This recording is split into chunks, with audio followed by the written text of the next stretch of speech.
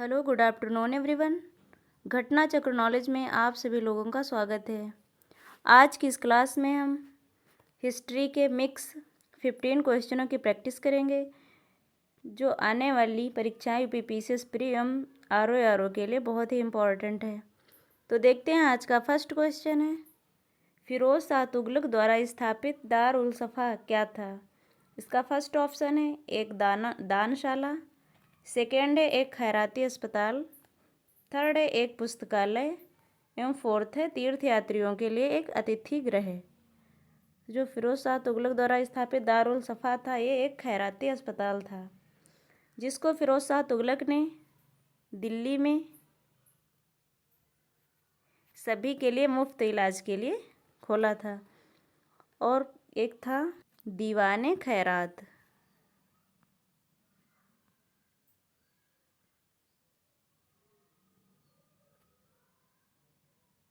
दीवाने खैरात था जिसको फिरोज शाह तुगलक ने विधवा स्त्रियों, अनाथ बच्चों एवं मुसलमानों के लिए आर्थिक सहायता की दृष्टि से खोला था। तो इसका राइट आंसर हो जाएगा ऑप्शन नंबर बी। अगला प्रश्न है, प्रश्न नंबर 2 है, मौर्य काल में सीता से क्या तात्पर्य था? यानी जो मौर्य काल में सीता थी वो क्या था? तो इसका फर्स्ट ऑप्शन है एक देवी, सेकेंड है एक धार्मिक संप्रदाय, थर्ड है राजकीय भूमि से प्राप्त आय एवं फोर्थ है ऊसर भूमि। तो इसका राइट आंसर हो जाएगा ऑप्शन नंबर सी। जो मौर्य काल में सीता से तात्पर्य था वो राजकीय भूमि से प्राप्त आय से था। अगला प्रश्न है, प्रश्न नंबर 3 है, उत्तर भारत में चांदी का सिक्का यानी टंका जारी करने वाला मध्यकालीन शासक कौन था? इसका फर्स्ट ऑप्शन है इल्तुतमिश, सेकेंड है रजिया, थर्ड है अलाउद्दीन खिलजी एवं फोर्थ है मोहम्मद बिन तुगलक। इसका राइट आंसर हो जाएगा option number A Iltutmish. Iltutmish को दिल्ली सल्तनत की व्यवस्थित मुद्रा प्रणाली शुरू करने का श्रेय दिया जाता है। और जो टंका था ये चांदी का था और इस जो टंके का वजन था वो 1 तोला था।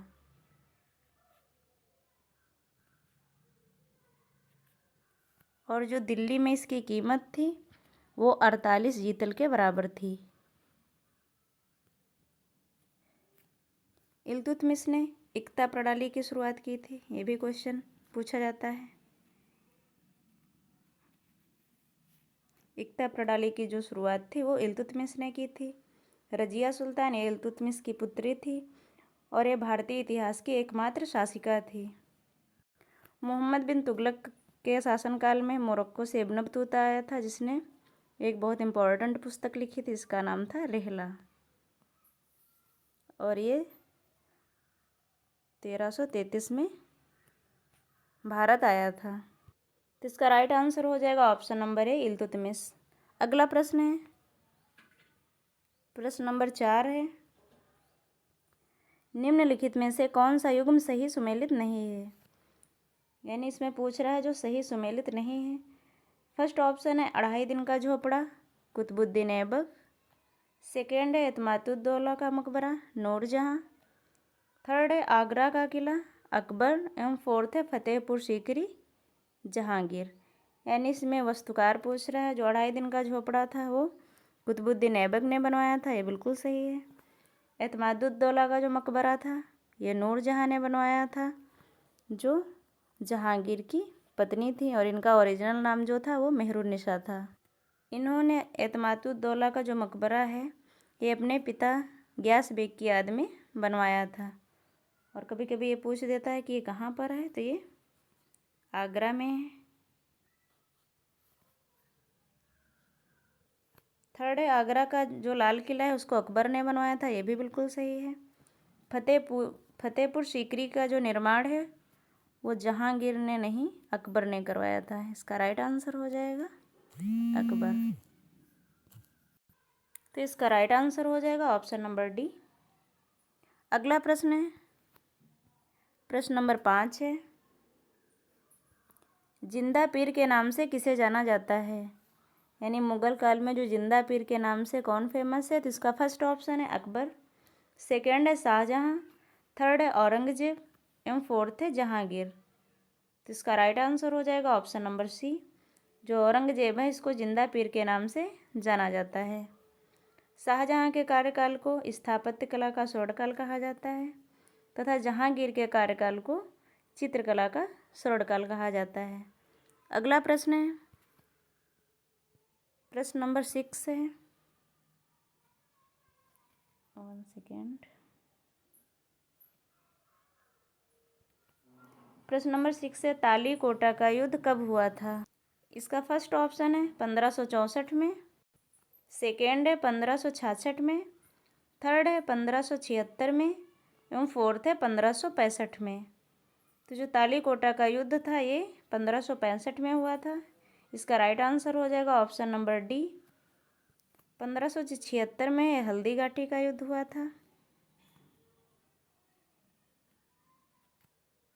अगला प्रश्न है प्रश्न नंबर 7 है, निम्नलिखित में से किस आंदोलन के साथ अरोड़ा आसफली जुड़ी हुई हैं?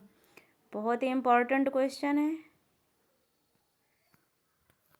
इसका फर्स्ट ऑप्शन है असहयोग आंदोलन, सेकेंड है सविनय अवज्ञा आंदोलन, थर्ड है व्यक्तिगत सत्याग्रह एवं फोर्थ है भारत छोड़ो आंदोलन। तो जो अरोड़ा आसफ अली हैं ये भारत छोड़ो आंदोलन के साथ जुड़ी थी और जो भारत छोड़ो आंदोलन था ये 9 अगस्त 1942 को स्टार्ट हुआ था और इसमें काफ़ी लोग जुड़े थे, जैसे अरोड़ा आसफ अली हो गई, जयप्रकाश नारायण, राम मनोहर लोहिया आदि नेताओं ने इसमें भाग लिया था। तो इसका राइट आंसर हो जाएगा ऑप्शन नंबर डी। अगला प्रश्न है प्रश्न नंबर 8 है, मुस्लिम लीग के लाहौर अधिवेशन की अध्यक्षता किसने की थी? यानी जो मुस्लिम लीग का लाहौर अधिवेशन हुआ था उसकी अध्यक्षता किसने की थी? इसका फर्स्ट ऑप्शन है लियाकत अली खान ने, सेकेंड है चौधरी खलीकुज्जमा ने, थर्ड है मोहम्मद अली जिन्ना ने और फोर्थ है फातिमा जिन्ना ने। इसका राइट आंसर हो जाएगा ऑप्शन नंबर सी। जो मुस्लिम लीग के लाहौर अधिवेशन की अध्यक्षता थी वो मोहम्मद अली जिन्ना ने की थी। जो मुस्लिम लीग लाहौर अधिवेशन था वो 1940 में हुआ था और जो मुस्लिम लीग की स्थापना थी वो 1906 में हुई थी। इसका राइट आंसर हो जाएगा option number C, Mohammad Ali Jinnah. अगला प्रश्न है प्रश्न नंबर 9 है, किसने कहा था तिलक भारतीय शांति के जनक हैं? यानी किसने कहा था कि जो बाल गंगाधर तिलक हैं वो भारतीय शांति के, अशांति होगा यहाँ पर 1 सेकेंड,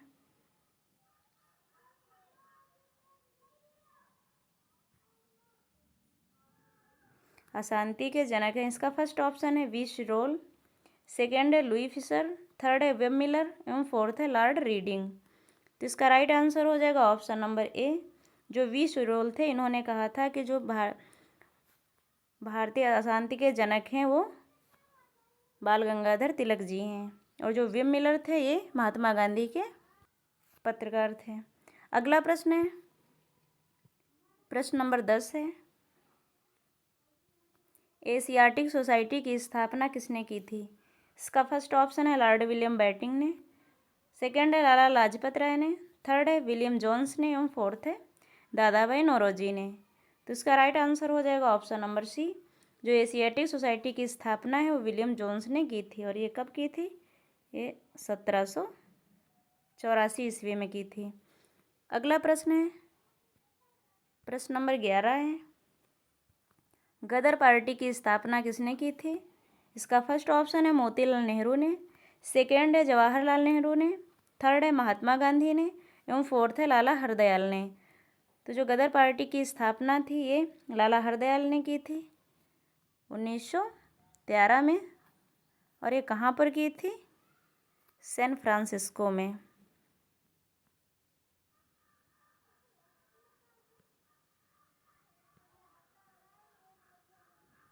सैन फ्रांसिस्को में इसकी स्थापना की थी। अगला प्रश्न है प्रश्न नंबर 12 है,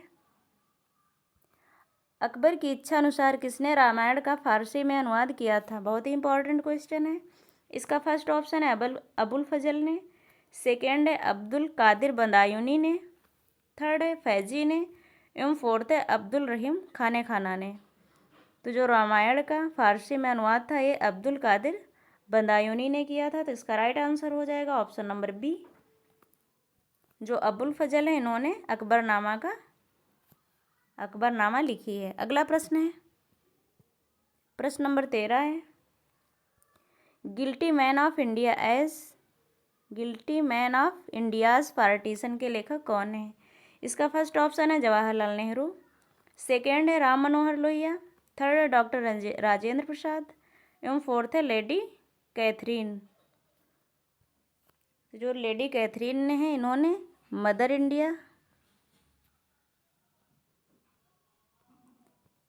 इंडिया की रचना की है।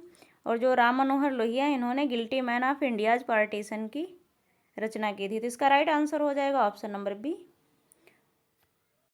जवाहरलाल नेहरू जी ने डिस्कवरी ऑफ इंडिया की रचना की थी। अगला प्रश्न है प्रश्न नंबर 14 है, डेक्कन एजुकेशनल सोसाइटी की स्थापना से कौन संबंधित था? इसका फर्स्ट ऑप्शन है जस्टिस राणा डे, सेकेंड है फिरोज शाह मेहता, थर्ड है बीजी तिलक एवं फोर्थ है दयानंद सरस्वती।